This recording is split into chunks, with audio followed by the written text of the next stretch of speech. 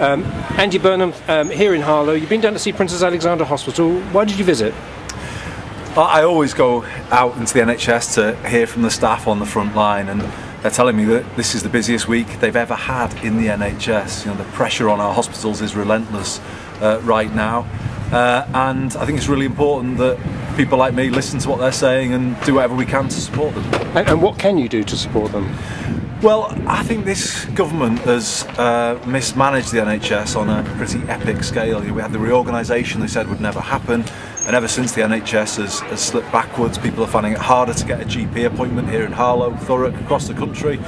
A&E is under unbelievable pressure.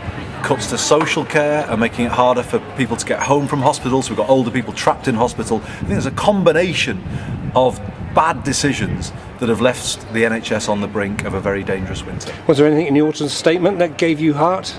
Well, the Chancellor promised £2 billion. That was the spin at the weekend. But you know, if you read the small print today, as ever, it doesn't add up to that. You know, they're asking the NHS to recycle some of the money from within its own budget. So, you know, it's no good to the NHS to give it these false promises and cheques that bounce a few days after they're written. You know, the NHS needs clarity and certainty right now, and you know, it's not getting it from this government. You know, the party that created the NHS is making it its top priority for the coming election. We have a fantastic candidate in Susie Stride here, who she and I went around the hospital today, and it's a sign of our intent to put the NHS at the very top of the local election campaign here, but across the country.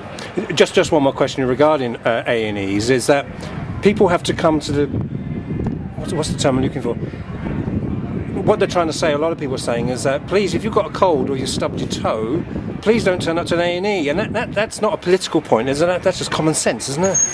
Yeah, of course. You know, no one wants to see people using the NHS on demand as though it's a consumer service. Everyone has to understand that if you're going to take out the NHS, you have to think carefully, because if someone turns up at A&E unnecessarily, you could be depriving a more urgent patient of seeing the doctor that they need to see. So people do need to use it responsibly. I think one of the problems is this government has made it harder to get a GP appointment. So people are, and walk-in centres have shut. So NHS Direct has been disbanded, so you know, people's alternatives to A&E have been taken away. So you can't blame the public sometimes if they feel they have to go to A&E. But we had the Health Secretary saying last week, oh well, I couldn't get a GP appointment, so I went to A&E, and I'm not sure that's a message that NHS staff will appreciate. You know, we do need responsibility in the way NHS services are used, and we do need people to use things like the ambulance service properly, because I think the ambulance service here in the east of England has been struggling recently.